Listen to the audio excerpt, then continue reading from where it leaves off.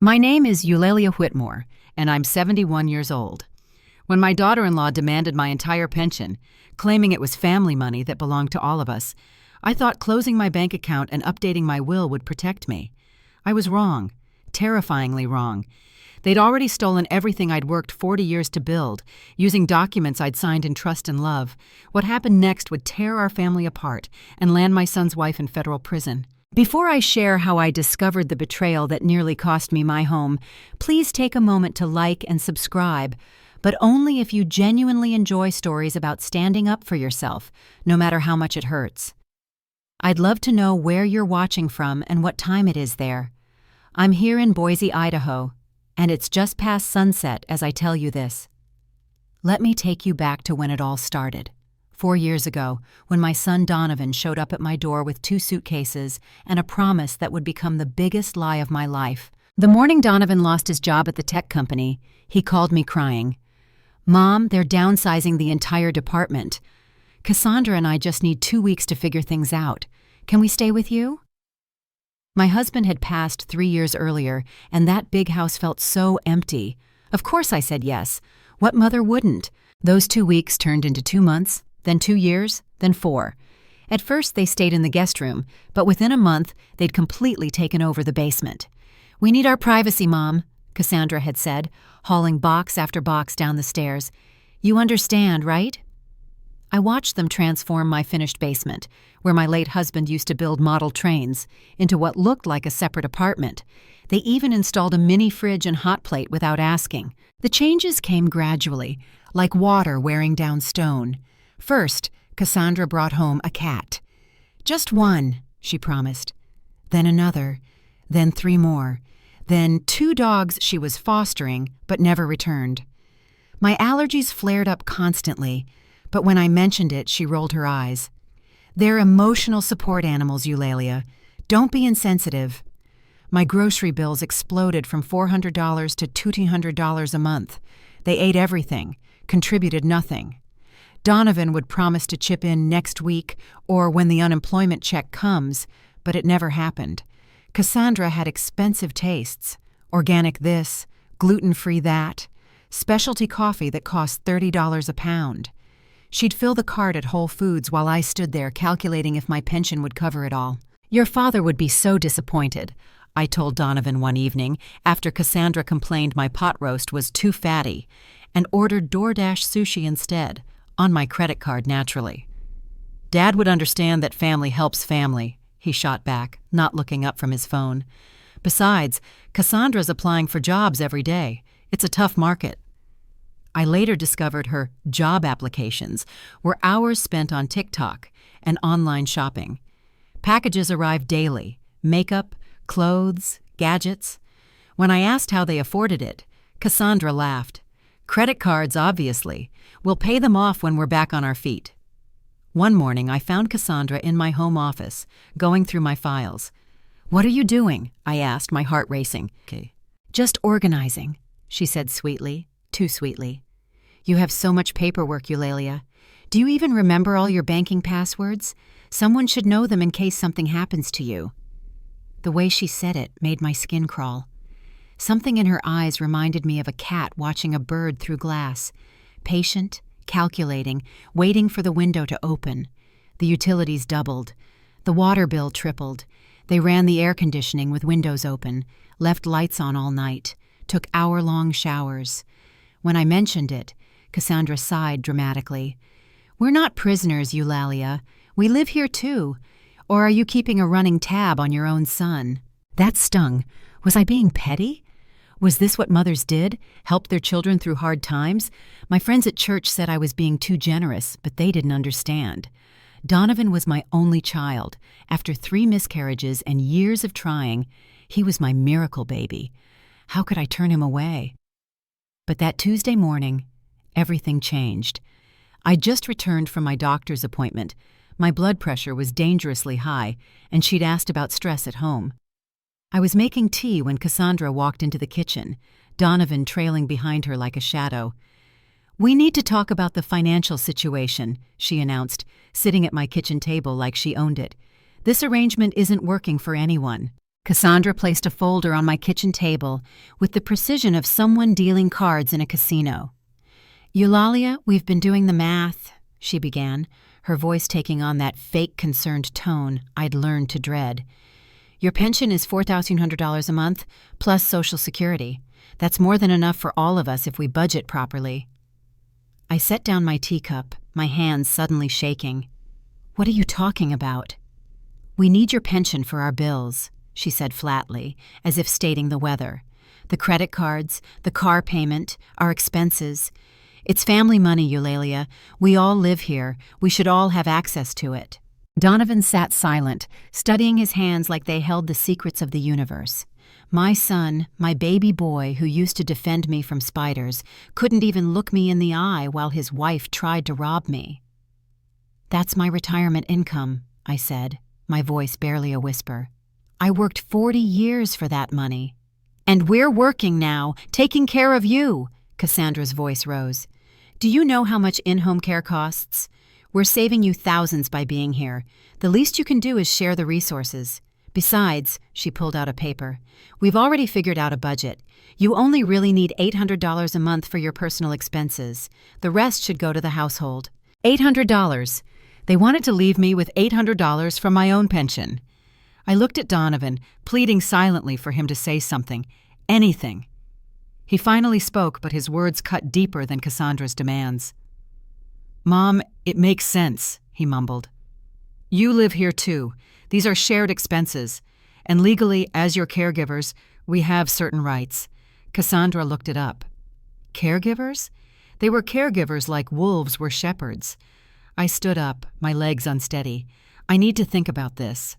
"There's nothing to think about," Cassandra said, sliding another paper across the table.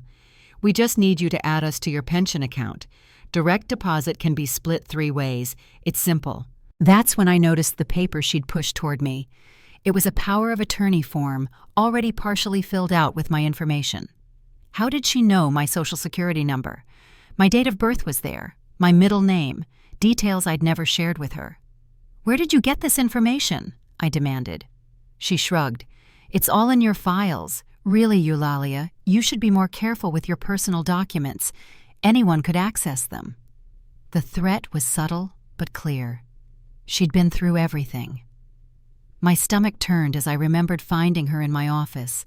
How many times had she been in there when I wasn't home? "I said I need to think," I repeated, backing away from the table. Donovan stood up, and for a moment I thought he might comfort me. Instead, he said, "Don't take too long, Mom. The bills are due Friday. And if we can't pay them, we might have to look into other options. Like maybe selling this big house and finding something smaller, more manageable." Sell my house? The house where I'd raised him, where his father had died, where 40 years of memories lived in every corner.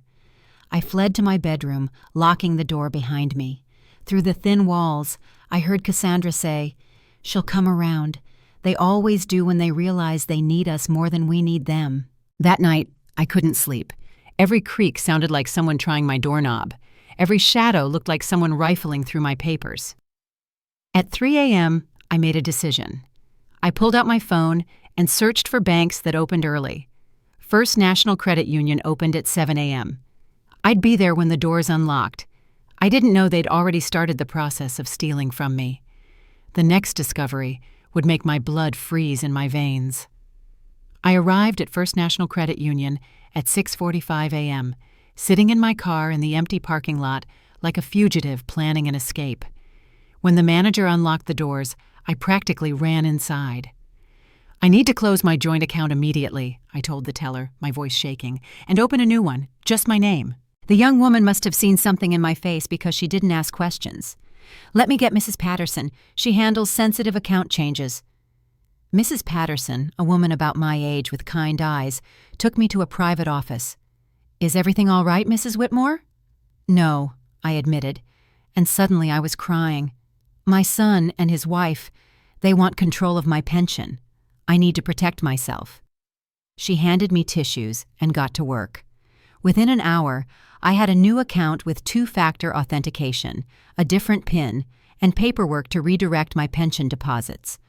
"I also recommend you check your credit report," she said gently.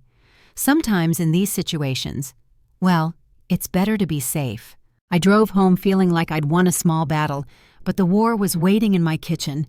Donovan and Cassandra sat at the table like judges at a tribunal. "Where were you?" Cassandra demanded. "Running errands," I said, trying to keep my voice steady. "Funny," she said, holding up her phone. "The bank just notified me that the joint account was closed. That's our operating account, Eulalia. How are we supposed to pay bills?" "Your bills are not my responsibility," I said, finding courage I didn't know I had. "You're both adults. You need to find jobs and pay your own way." Donovan's face crumpled. "Mom, how can you do this to me after everything I've been through?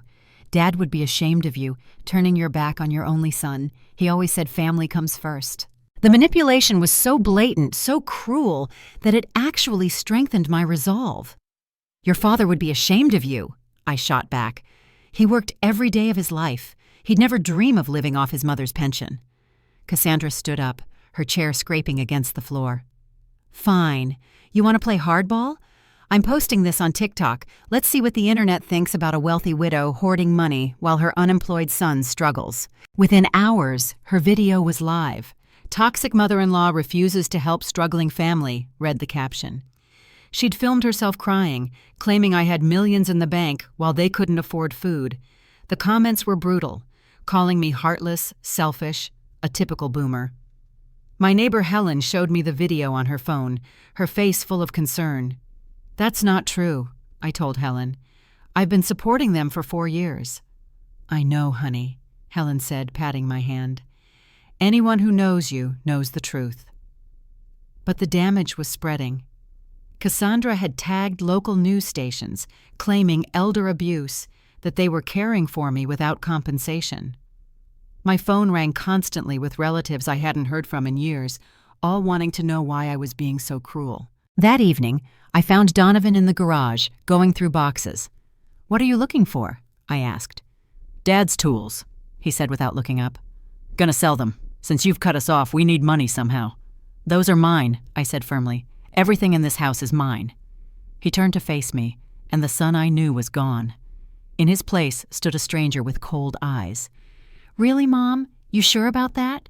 Because I remember Dad saying he wanted me to have his tools. And who's to say what he really wanted? He's not here to ask." The threat hung in the air. They were escalating, pushing boundaries to see how far they could go. That night, I pushed my dresser against my bedroom door and called my friend Lorraine next door. "I'm scared," I admitted.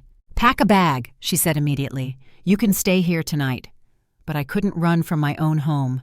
The next discovery made my blood freeze and proved that running wouldn't have helped anyway.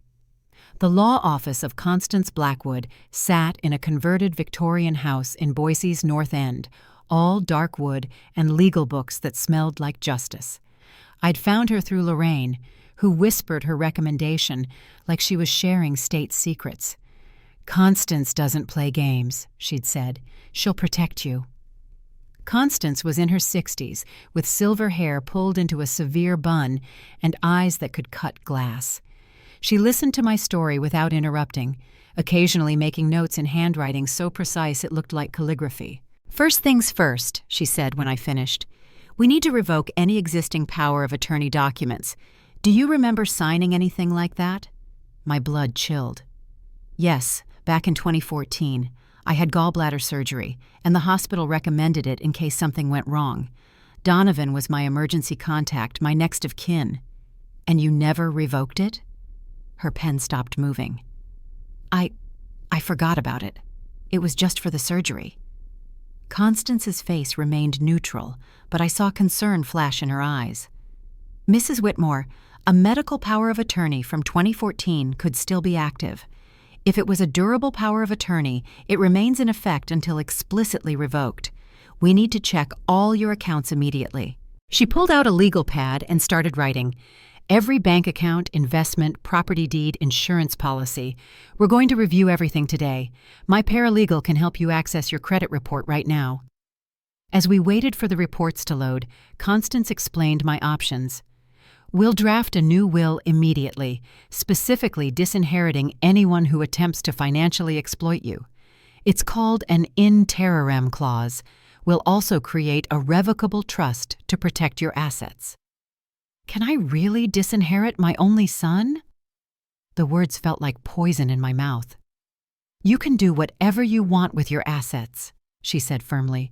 "Blood relation doesn't grant anyone the right to steal from you. And from what you're describing, this sounds like potential elder financial abuse." The credit report loaded and my heart sank. 3 credit cards I'd never opened, all maxed out. Total debt, $45,000. I started, but couldn't finish. "Identity theft," Constance said grimly. "We'll file a police report. This is criminal." "But it's my son," I whispered. "No," she corrected. "This is someone who happens to share your DNA committing fraud. The relationship doesn't change the crime." Her paralegal, a young man named Marcus, pulled up another screen. "Mrs. Blackwood, you need to see this. There have been several inquiries on Mrs. Whitmore's property in the last month." "Inquiries?" I asked. "Mortgage companies," Marcus explained. "Someone's been shopping around for loans against your house." The room spun. My house, the one thing I owned outright, the security I'd worked decades to achieve. "Can they do that without me?" Constance and Marcus exchanged a look that made my stomach drop. "With an active power of attorney, possibly," she said carefully. "We need to check with your mortgage company immediately. Marcus, call them now." While Marcus made calls, Constance drafted documents at lightning speed. "We're filing an immediate revocation of all previous powers of attorney. We're also going to freeze your credit and put fraud alerts on everything."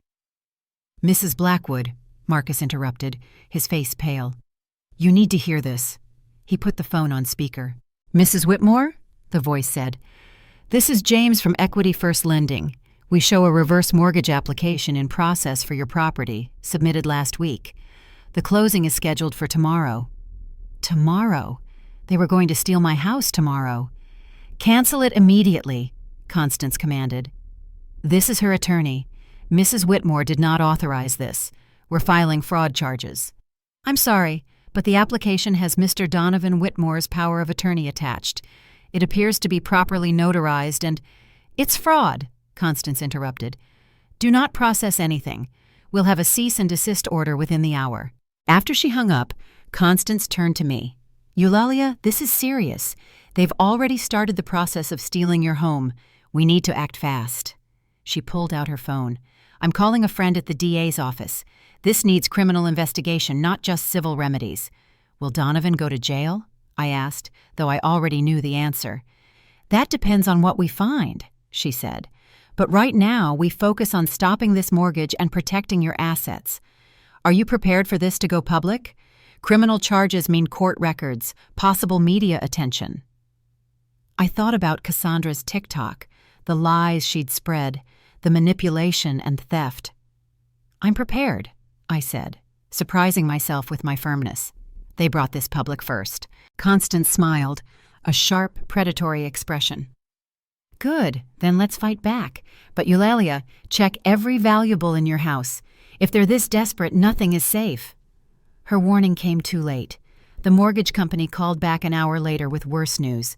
Sitting in that lawyer's office, I kept thinking about all of you listening to this.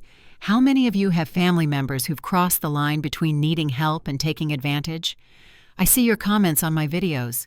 The guilt, the manipulation, the fear of being called a bad parent. Before we continue with what happened next, I want you to know you're not alone. If this story resonates with you, please hit that like button. And if you've ever had to set hard boundaries with family, especially your own children, leave a comment. Sometimes just knowing others understand can make all the difference. Now let me tell you what the mortgage company revealed that made even my attorney gasp. The bank manager at First National looked like he'd rather be anywhere else as he spread the statements across his desk. "Mrs. Whitmore, I need to show you something concerning." He pointed to a series of transactions I didn't recognize.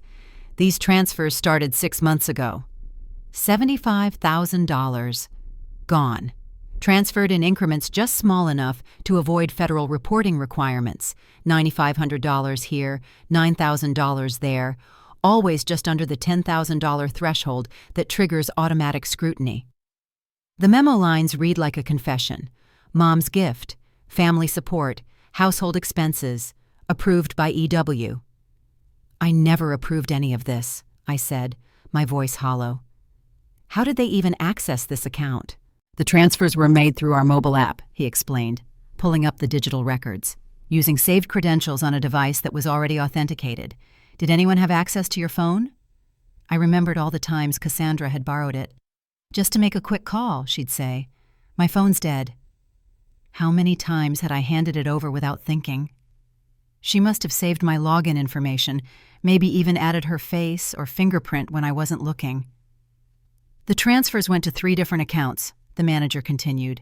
2 at other banks, 1 at an online-only institution. We can trace them, but recovering the funds, that's more complicated. Constance, who'd accompanied me, leaned forward. We'll need all documentation. This is wire fraud, possibly racketeering if they used multiple institutions to hide the theft. Back home, I confronted them with the evidence. I'd hidden a small recorder in my pocket, following Constance's advice to document everything. Cassandra didn't even try to deny it. We deserved it for caring for you, she said, her mask finally completely off. Do you know what we could be earning if we weren't stuck here? That money is compensation for our time. Caring for me? I laughed bitterly. You've done nothing but take. You don't cook, you don't clean, you don't even pay for your own food. We provide companionship, she snapped. You'd be alone without us, probably dead in your bed and no one would find you for weeks. Is that what you want? Donovan sat silent through this exchange, scrolling through his phone like we were discussing the weather. When I looked at him, pleading silently for any sign of the son I'd raised, he finally spoke. Mom, you're being dramatic. It's not theft when it's family. We needed the money for investments. Once they pay off, we'll pay you back with interest. Investments? I asked. What investments? Cassandra rolled her eyes. Cryptocurrency, obviously, and some NFTs. We're not idiots, Eulalia. We're building wealth for the whole family. They'd stolen my retirement savings to buy digital tokens and cartoon pictures on the internet. The absurdity of it would have been funny if it wasn't so devastating.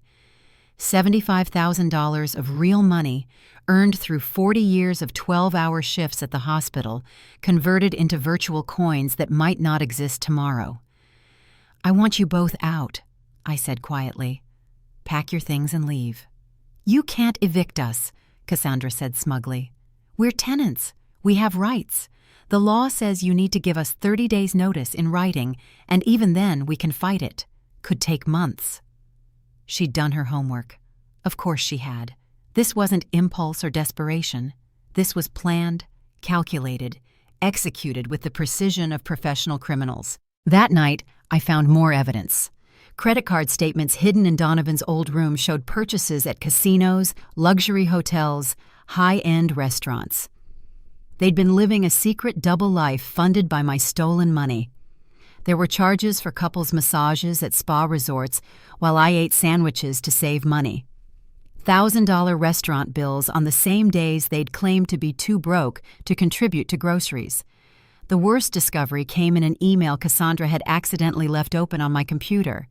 She was corresponding with someone about the house situation, discussing how much they could get from a reverse mortgage and how to handle the old lady if she resisted. The email was dated 3 months ago. They'd been planning this since spring. I forwarded everything to Constance and tried to sleep, barricading my door again with furniture. Around midnight, I heard them arguing downstairs. This is your fault, Cassandra hissed. You said she'd never figure it out. She's my mother, Donovan protested weakly. I didn't think she'd actually kick us out. Your mother is sitting on a gold mine and crying poverty. That house alone is worth $500,000. We deserve our share of my house, that I bought, that I paid for. Then the mortgage company called the next morning with news that changed everything. Mrs. Whitmore, this is David Chen from Equity First Lending again. I'm calling because we've discovered some irregularities with your reverse mortgage application. His voice was careful, professional, but I heard concern underneath. "What kind of irregularities?" I asked, gripping the phone so hard my knuckles went white. "The notary who witnessed your signature, a Cassandra Whitmore, isn't registered in Idaho. In fact, she's not a licensed notary in any state. This makes the entire document legally questionable." Cassandra had forged being a notary. She'd created a fake seal, a fake license number, and witnessed a forged signature on a document that would have stolen my home. The premeditation of it took my breath away. "Additionally," David continued, "the signature on the application doesn't match our records from your original mortgage. We've flagged this for fraud investigation. The loan amount requested was for $200,000, the maximum available against your property's equity." $200,000. They weren't just trying to steal some money. They were trying to take everything, leaving me with a debt I could never repay on a fixed income. At my age, a reverse mortgage would have meant losing my home the moment I couldn't make the payments. "We need you to come in immediately to file a fraud affidavit," David said. "And Mrs. Whitmore, you should know that someone called yesterday claiming to be you, trying to expedite the closing. The voice sounded young, female. They knew your social security number, your mother's maiden name, all your security questions." Cassandra had been impersonating me. She'd studied me like a mark, learned everything about me not out of care but calculation. Every family dinner where she'd asked about my childhood, my parents, my history, she'd been gathering ammunition. I drove to the mortgage company with Constance, who'd cleared her schedule when I called. The stack of forged documents was impressive in its audacity. Donovan's signature as power of attorney, Cassandra's fake notary seal, even a fraudulent doctor's note claiming I was mentally incompetent and needed family assistance managing my affairs. "This is a federal crime," the fraud investigator said, examining the papers. "Wire fraud, mail fraud, identity theft, forgery. We're referring this to the FBI." The FBI. My son and his wife had committed crimes that warranted FBI involvement. On the drive home, Constance was blunt. "Eulalia, they're dangerous. This level of planning, the sophistication, these aren't amateur mistakes. Cassandra has likely done this before. You think she's a professional con artist? I think you should ask your neighbor Lorraine to run a background check. She mentioned she has law enforcement connections." When I got home, Donovan and Cassandra were loading boxes into their car. For a moment, I felt relief. They were leaving. Then I noticed what they were loading. My mother's china, my husband's golf clubs, the silver tea set we'd received as a wedding gift. "Stop!" I shouted. "Those aren't yours." Cassandra turned, smiling coldly. "Prove it. Do you have receipts from 40 years ago? Photos? Can you prove we didn't buy these ourselves?" "That's my mother's china." I was crying now, rage and grief mixing. "You know it is." "I know you're a confused old woman who can't remember what belongs to whom," she said sweetly, loud enough for any neighbors to hear. "Maybe you should see a doctor about your memory issues." She was building a case for my incompetence, creating witnesses to my confusion. Every word was calculated to support the narrative in those forged medical documents. Lorraine appeared at my side, her phone already recording. "Actually, I have photos from your dinner parties, Eulalia. That china is clearly visible, date-stamped from years before these two moved in." Cassandra's sweet expression curdled. "Mind your own business, you old bat." "Federal crimes are everyone's business," Lorraine said calmly. "By the way, Cassandra, or should I say Catherine Brennan, how's your ex-husband in Phoenix, the one who filed fraud charges against you in 2018? The color drained from Cassandra's face. She grabbed Donovan's arm. "We're leaving, now!" But Donovan stood frozen, staring at his wife. "Catherine Brennan? Who's Catherine Brennan?" "Your wife," Lorraine said, pulling out a folder. "Also known as Cassie Brennan, Casey Winters, and apparently now Cassandra Whitmore. Though I'm curious, Donovan, did you ever actually marry her? Because there's no marriage license on file in Idaho, Nevada, or any surrounding state." The revelation hung in the air like a bomb about to explode. My son turned to the woman he'd called his wife for 5 years, his face a mask of confusion and growing horror. "Cassie?" he whispered. "What is she talking about?" But Cassandra, Catherine, whoever she was already in the car, engine running. "Get in or stay," she snarled. "But I'm not going to prison for your pathetic mother." Lorraine Hutchins was not just my neighbor. She was a retired FBI investigator who'd spent 30 years tracking financial crimes. "I had a feeling about that woman the day she moved in," she told me as she set up hidden cameras in my living room. "Something about her was too polished, too practiced, like she was playing a role." Within 2 days, Lorraine had transformed my house into a surveillance operation. Tiny cameras in the smoke detectors, a recording device in the kitchen phone, even a motion sensor that would alert us if anyone entered my home office. "They'll be back," she said grimly. "People like Cassandra don't give up when there's money involved." She was right. 3 nights later, at 2 a.m., the motion sensor went off. On Lorraine's laptop, we watched Cassandra slip through the back door using a key I didn't know she had. She went straight to my office, pulling files, photographing documents with her phone. Then we heard her on the recorded line, talking to someone. "The old lady's onto us, but I can still salvage this," she said. "I've got her bank routing numbers, her investment account info. We can drain everything before she even wakes up." Donovan's voice came through, tinny and distant. He was on speakerphone. "Cassie, this is insane. She's my mother." "Your mother, who is going to leave you nothing," Cassandra spat. "I saw the will she drafted. Everything goes to some niece you've never met and a charity. You get nothing. We get nothing. After everything we've done." "Everything we've done? We've lived off her for 4 years." "Exactly. 4 years of our lives wasted in this dump. We're owed compensation." The conversation continued, with Cassandra outlining her plan to empty my accounts, using the information she'd gathered. She mentioned offshore accounts, cryptocurrency wallets, a whole network for hiding stolen money.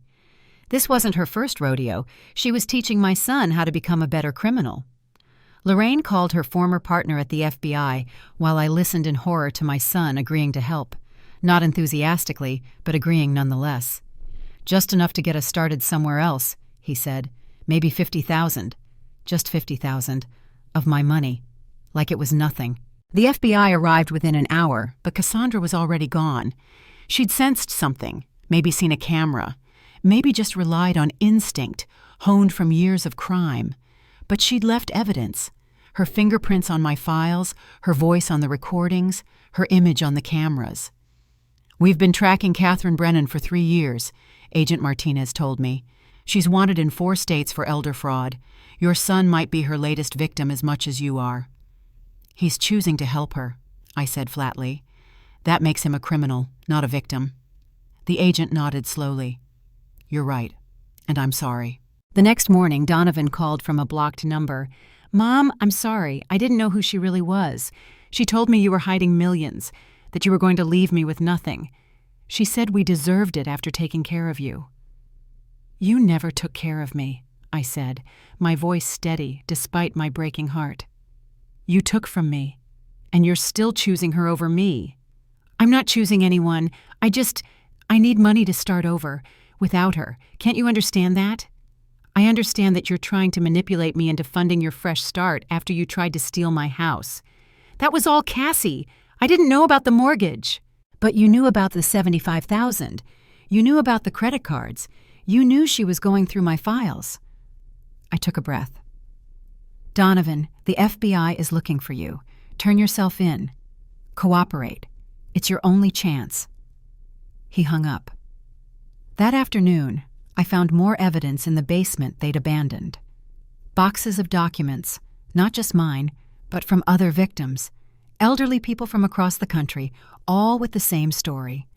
A charming couple needing temporary help, moving in, slowly taking over. The dates went back years, long before Donovan met her. Had my son always been weak, or had she turned him into this? In one box, I found our family photos, the ones I thought were lost. Cassandra had hidden them, probably to sell the frames. But there at the bottom was a letter in Donovan's handwriting. "Mom, if you find this, I'm sorry. She's not who I thought she was, but I'm in too deep now. She knows things about me, things I've done. I can't leave. Please forgive me. I love you." The letter was dated 2 months ago. He'd known. He'd known and stayed anyway. Lorraine put her hand on my shoulder as I cried. "The confrontation is tomorrow," she said gently. "Are you ready?" I looked at the letter, at the photos of my son as a baby, as a young man before her. "I'm ready." I need to pause here for a moment because I know some of you are probably screaming at your phones right now. How could you not see it? How could you let it go so far? Trust me, I ask myself the same questions every day. Love makes us blind, especially when it's our children. But here's what I've learned. Justice isn't about revenge. It's about protecting yourself and preventing others from becoming victims. If you're still with me, if you want to know how this ends, please share this story. Someone in your life might need to hear it. And tell me, would you have called the FBI on your own child? Be honest. The answer might surprise you. Now, let me tell you about the day everything came crashing down. Friday morning arrived gray and drizzling, perfect weather for an ambush. Constance had orchestrated everything with the precision of a military operation. The family meeting was set for my dining room, but hidden in my kitchen were Agent Martinez and Detective Walsh from the Boise Police. Lorraine was stationed upstairs with her laptop, recording everything. I'd texted Donovan from my old number. "We need to talk. I'm willing to give you money to start over. Come alone. 10 a.m. He responded within minutes. "Thank you, Mom. I'll be there." He wouldn't be alone, of course. Cassandra would never let him come to collect money without her. We were counting on it. At 9:58, I saw them pull up in a rental car. Cassandra had dyed her hair black and wore sunglasses despite the cloudy day. Donovan looked haggard, like he'd aged 10 years in a week. They approached my door like soldiers entering enemy territory, cautious, alert, ready to run. "Mom," Donovan said when I opened the door. His voice was hollow. "Thank you for this chance." I let them in, my heart breaking and hardening simultaneously. This was my son, but he was also a criminal who'd chosen his path. They sat at my dining table, the same table where we'd celebrated his birthdays, where his father had helped him with homework, where our family had been real. "Before we discuss money," I said, pulling out a folder, "I need you to see something." I spread the evidence across the table like tarot cards revealing their future. The forged documents, the surveillance photos, the bank records. The FBI wanted poster with Catherine Brennan's face, Cassandra's real face. Cassandra didn't flinch. "Nice try, Eulalia, but Photoshop is easy these days. You're really going senile, aren't you?" I pressed play on my phone. Her voice filled the room. "The old lady's onto us, but I can still salvage this. I've got her bank routing numbers." Now she flinched. Donovan's face went white. "You recorded us?" he whispered. "Lorraine recorded you," I corrected. "The FBI has been recording you. You're both under investigation for federal crimes." Cassandra stood up slowly, like a cat preparing to bolt. "You can't prove anything. That's not even my voice. This is harassment. We're leaving." "No," I said quietly. "You're not." Agent Martinez and Detective Walsh entered from the kitchen. "Catherine Brennan, you're under arrest for wire fraud, identity theft, and violation of your probation from the Arizona conviction." Cassandra's mask finally cracked completely. She lunged at Donovan, nails out, screaming, "This is your fault! Your stupid mother! I should have cleaned her out months ago!" Detective Walsh restrained her while she spewed venom. "He was in on everything," she screamed, pointing at Donovan. "Check his laptop. He did half the forgeries. He taught me about his mother's accounts." Donovan sat frozen as she destroyed him to save herself. Each word was another nail in his coffin, but also a revelation. She'd never loved him. He was just another mark, a tool to get to me. "Donovan Whitmore," Agent Martinez said, almost gently, "you're also under arrest. You have the right to remain silent." My son looked at me then, really looked at me for the first time in years. "Mom," he said, his voice breaking, "I'm sorry. I'm so sorry." "I know," I said, and I meant it. But sorry doesn't undo what you've done. As they led him away in handcuffs, he turned back one more time. The letter, he said. Did you find my letter? I nodded. I meant it, he said. Every word. Then he was gone, and I was alone in my dining room with the ghosts of better times. Constance sat beside me as I cried. You did the right thing, she said. They would have destroyed you.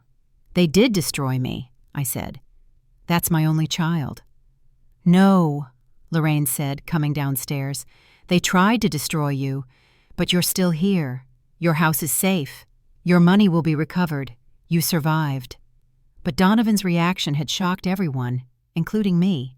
Not his arrest. We'd expected that. But what came next, nobody saw coming. That evening, I got a call from Agent Martinez.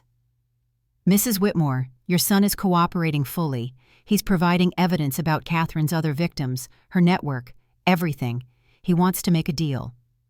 What kind of deal? He testifies against her, helps us recover the stolen funds, and he gets reduced charges, probation instead of prison time, mandatory counseling, and restitution to all victims. My son, the criminal, trying to redeem himself by betraying his partner in crime. It was poetic justice, but it was also pathetic.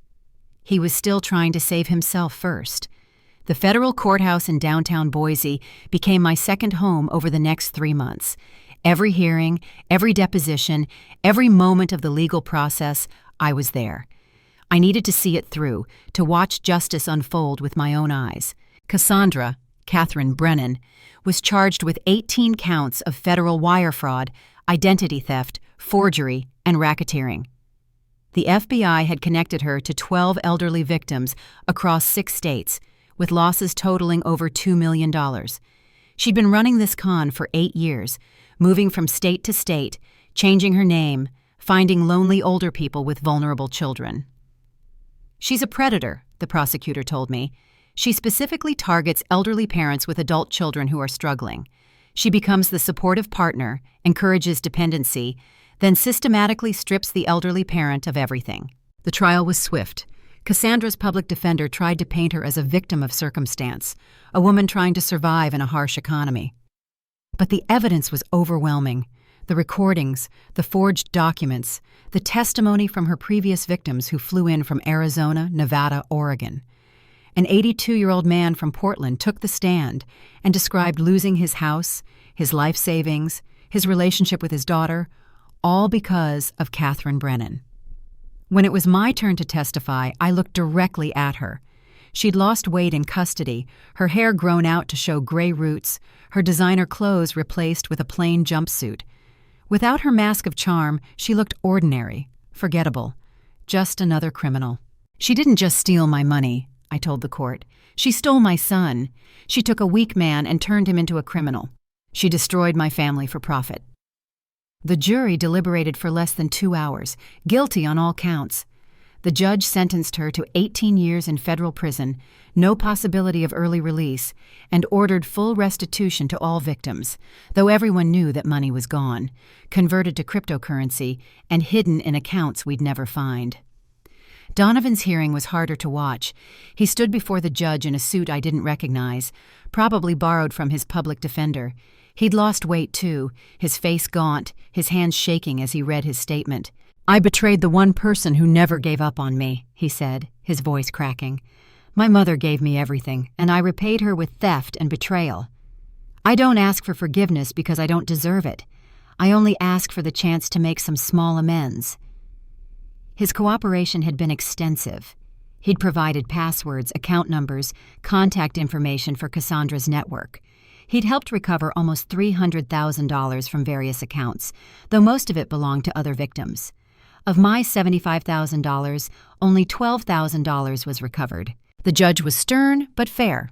Mr. Whitmore, you were manipulated, but you were also a willing participant. You made choices, bad choices, criminal choices. She paused, studying him. However, your cooperation has been exceptional. I'm sentencing you to 5 years probation, 500 hours of community service specifically with elderly victims of fraud, and mandatory therapy. You will pay restitution to your mother and all victims. Any violation of these terms will result in immediate incarceration for the maximum sentence." Donovan nodded, tears streaming down his face. He turned to look at me, mouthing, "I'm sorry," once more. I didn't respond. Sorry was just a word. Actions would determine if he meant it. The community response was overwhelming. My story had made the local news, then national news. "Elderly mother stands up to con artist daughter-in-law" became a rallying cry for elder rights advocates. My neighbors, who'd initially believed Cassandra's lies about me being a cruel mother-in-law, now brought casseroles and apologies. "We should have known," Helen said, hugging me at the grocery store. "You've been nothing but generous your whole life. We should have seen through her lies." But the best support came from unexpected sources. 3 of Cassandra's other victims reached out, forming a support group. We met monthly, sharing our stories, our recovery, our journey back to trusting people. The 82-year-old man from Portland Herald became a particularly close friend. "She got my daughter, too," he told me over coffee. "Convinced her I was losing my mind, that she deserved my money early. It took years to rebuild that relationship." "Will you?" I asked. "Rebuild with her?" "We're trying," he said. "Trust is like a bone. Once broken, it might heal, but it's never quite the same. There's always a weak spot." 6 months after the trial, I got a letter from Donovan. Not from jail. He was living in a halfway house, working at a senior center as part of his community service. The letter was long, detailed, and painful to read. He described his therapy sessions, his growing understanding of how he'd been both victim and perpetrator. He didn't ask for forgiveness, just wanted me to know he was trying to become someone worthy of being my son again. I didn't respond. Not yet. Maybe not ever. But I kept the letter. A year after the trial, my house felt like mine again. I'd hired a company to deep clean everything, painted the walls new colors, even renovated the basement where they'd lived. It was now a bright craft room where I made quilts for the women's shelter, turning the space of my betrayal into something productive. The financial recovery was slower but steady. The FBI's Victim Restitution Fund provided some relief. And surprisingly, Donovan had been sending $500 monthly from his job at the senior center. I didn't cash the checks at first, letting them pile up on my desk like apologies I wasn't ready to accept. But Constance convinced me otherwise. "That money is court-ordered restitution," she said firmly. "It's not about forgiveness, it's about justice. Use it for something meaningful." So I did. I established the Whitmore Family Trust Fund for elder fraud victims, providing emergency financial assistance to seniors who'd been scammed by family members. The first recipient was Harold from Portland, who needed help with medical bills after losing everything to Cassandra. My neighbor Lorraine became more than just a friend. She became family, real family, the kind you choose. We had dinner together twice a week, went to movies, joined a book club. She taught me about security, both digital and emotional. "Boundaries aren't walls," she told me one evening. "They're gates. You decide who gets a key." I decided very few people got keys anymore. The news came on a Tuesday. Cassandra had been attacked in prison by another inmate she'd tried to con. Nothing fatal, but enough to land her in solitary confinement for her own protection. I felt nothing. Not satisfaction, not pity, just nothing. She'd become a stranger who once lived in my basement and destroyed my life. Donovan's progress was harder to ignore. His supervisor at the senior center sent monthly reports as part of his probation. Glowing reviews about his dedication, his genuine care for the residents, his innovative programs for fraud prevention. He'd started a support group for elderly victims, using his own story as a cautionary tale. "He tells them about you," the supervisor wrote, "about what he did, what he lost. He doesn't make excuses. He owns it all." 3 years into his probation, I attended one of his presentations, secretly, sitting in the back where he couldn't see me. I watched my son stand before a room of seniors, explaining the warning signs of family financial abuse. "The person who hurt you might be charming," he said. "They might say they love you. They might even be your own child." His voice broke slightly. I was that person. I let greed and manipulation turn me into someone who would steal from my own mother. the woman who gave me life, who worked 40 years to build security, and I tried to take it all. An elderly woman raised her hand. Did she forgive you? Donovan paused, his shoulders sagging. No, and she shouldn't. Forgiveness isn't owed, it's earned, and some things can't be earned back. All I can do is make sure no one else becomes what I became. I left before the presentation ended, my heart a confused mix of pride and pain. He was doing good work, becoming a better person. But he was right. Some things couldn't be earned back. The scholarship fund I'd established had grown beyond my dreams. Local businesses contributed, other victims donated, and within 2 years we were supporting 5 nursing students annually. The first graduate, Maria, sent me a photo from her pinning ceremony with a note. "Thank you for turning your pain into purpose." That phrase stuck with me. Pain into purpose. That's what this had all become. My will was ironclad now. The house would go to the scholarship fund. My remaining assets would be split between 3 charities and Lorraine, who'd become the daughter I never had. Donovan was specifically excluded with a no-contest clause. Any attempt to challenge the will would result in criminal charges for the fraud we hadn't prosecuted. One evening, as I worked on a quilt in my transformed basement, I found an old photo that had fallen behind a shelf. Donovan at 5, grinning gap-toothed at the camera, holding a Mother's Day card he'd made. "I love you to the moon and back," it had said in crayon. I kept the photo, but put it in a drawer. Some loves die from betrayal, but their ghosts linger. I could live with ghosts. I'd learned to live with worse. The doorbell rang. Lorraine arriving for our weekly dinner. As I climbed the stairs to greet my chosen family, I realized something.